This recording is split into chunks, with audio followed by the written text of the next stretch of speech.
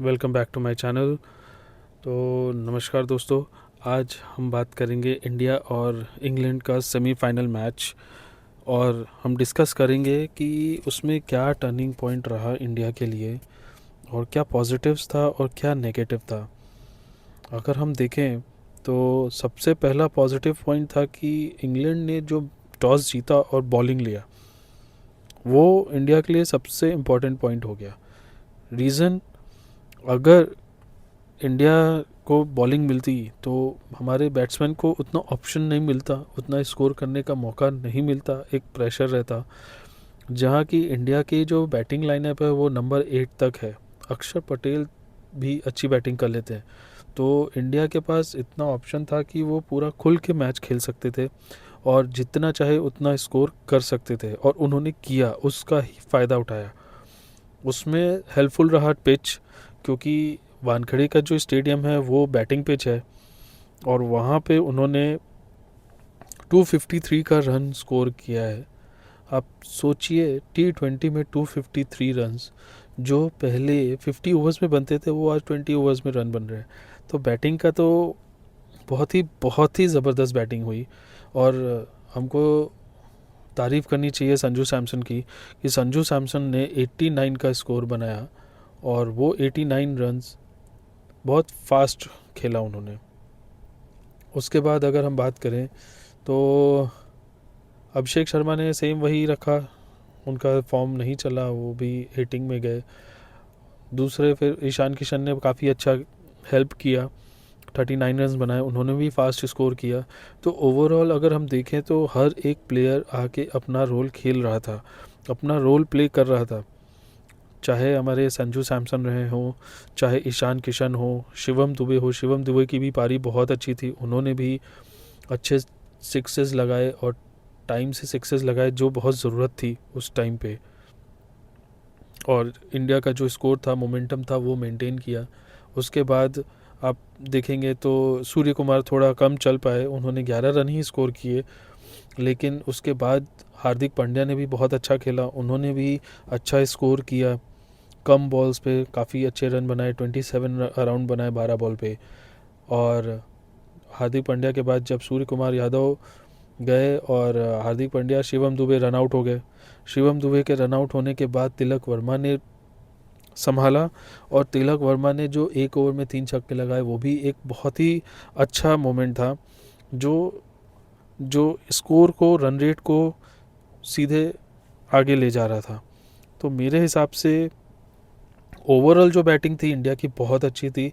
हर एक बैट्समैन ने अपना कंट्रीब्यूशन दिया, और मेजर कंट्रीब्यूशन संजू सैमसन का था। वो लास्ट मैच में भी नॉट आउट थे, इस मैच में भी उन्होंने 89 का स्कोर किया। तो मुझे लगता है वो पूरे फुल फॉर्म में है। और यहाँ पे हमको अभिषेक शर्मा से थोड़ी उम्मीद चाहिए कि वो थोड़ा स्कोर और बढ़ाएं।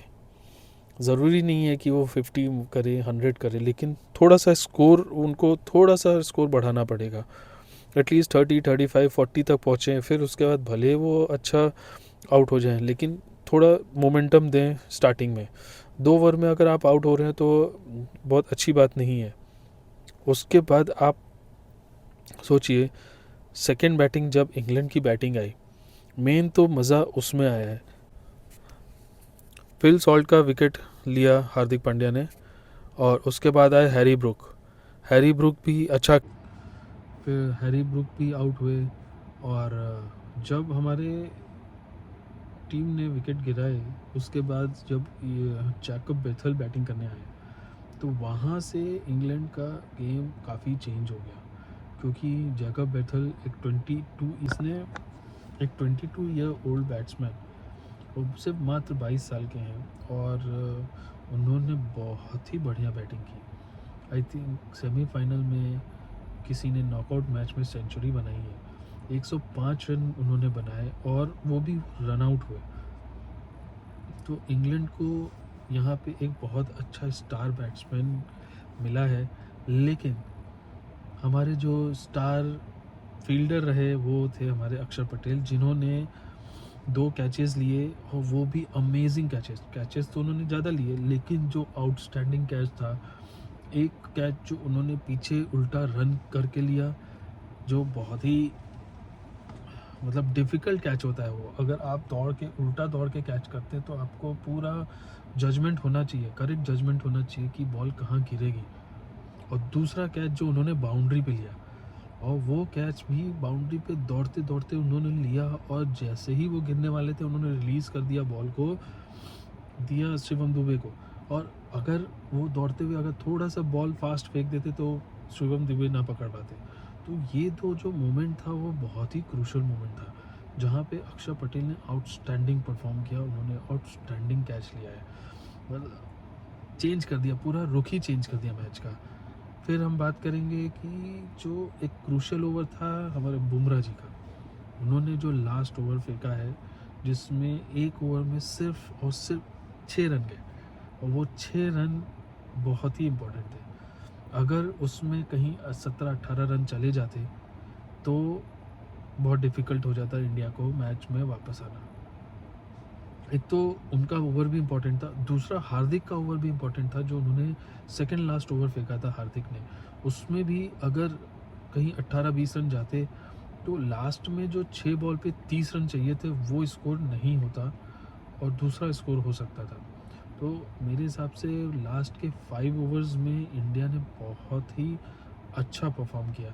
उस टाइम पे इंडिया ने जो बॉलिंग की है इन डेप्थ, वो हताश नहीं हुए, वो निराश नहीं हुए, और कंटिन्यू उन्होंने प्रेशर क्रिएट करने की कोशिश की इंग्लैंड पे, और फाइनली वो प्रेशर बिल्ड हुआ, और इंग्लैंड ने अपने कुछ इंपॉर्टेंट विकेट लूज़ किए, जिसकी वजह से वो रन रेट भी बढ़ गया, और लास्ट में वो बेथल का रन आउट होना भी एक इंग्लैंड के लिए डिफ़िकल्ट हो गया था। तो मेरे हिसाब से बहुत ही अच्छा परफ़ॉर्म किया, दोनों टीम ने फुल 100% दिया है। इंग्लैंड को भी हम पूरा उनको हम पूरा उनको कॉम्प्लीमेंट करेंगे कि उन्होंने भी 1 सेकंड के लिए भी उन्होंने मैच को छोड़ा नहीं। पूरा लास्ट एंड तक उन्होंने ट्राई किया। तो आई थिंक ये बेस्ट सेमीफ़ाइनल मैच था, जो आप कोई भी व्यूअर, कोई भी ऑडियंस, कोई भी स्पेक्टेटर चाहेगा कि देखने को मिले। इतना क्रूशियल, इतना फँसा हुआ मैच हो गया था कि देख के ही मज़ा आ गया। वेल डन इंडिया, और मैं चाहता हूँ कि ये फाइनल मैच इंडिया जीते, और जैसे इस मैच में कैचेज़ उन्होंने बहुत इम्पोर्टेंस दिया है, वैसे ही उनको फाइनल में भी कैचेज़ को इम्पोर्टेंस देना होगा, क्योंकि कैचेज़ विन्स द मैचेज़, वही एक इम्पॉर्टेंट चीज़ है। आप देख सकते हैं कि संजू सैमसन का कैच जो उन्होंने छोड़ा, वो कितना भारी पड़ा इंग्लैंड के ऊपर। उसी के बाद उन्होंने छक्के लगाए, उसके बाद ही उन्होंने 89 रन बनाए। तो कैच ऐसी चीज़ है कि अगर आपने मिस किया तो आप मैच मिस कर सकते हैं, क्योंकि आपको नहीं पता वो प्लेयर कब चल जाए। तो इसीलिए इंडिया भाई, ये लास्ट फाइनल मैच है, प्लीज़ कुछ एक्स्ट्रा ट्राई मत करिएगा। जो बेसिक है वही बेसिक खेलिएगा, और जो प्लेयर्स हैं उनको ही यूज़ करिएगा। बस हाई परफॉर्मेंस देना है, काम खत्म। और ज़्यादा कुछ इनोवेटिव करने की कोशिश मत करिएगा, क्योंकि हमको पता है आप अच्छा खेल रहे हो, हमको पता है आप स्ट्रॉन्ग टीम हो, हमको मालूम है कि आप बहुत अच्छा खेलते हुए आए हो। तो हम we have confidence in you. बस आपको एक ही चीज़ करनी है कि ये मैच में आपको अपना कॉन्फिडेंस लूज़ नहीं करना है, बिकॉज़ इंडिया आपके साथ है, और we are waiting for the cup. So till then, bye for now.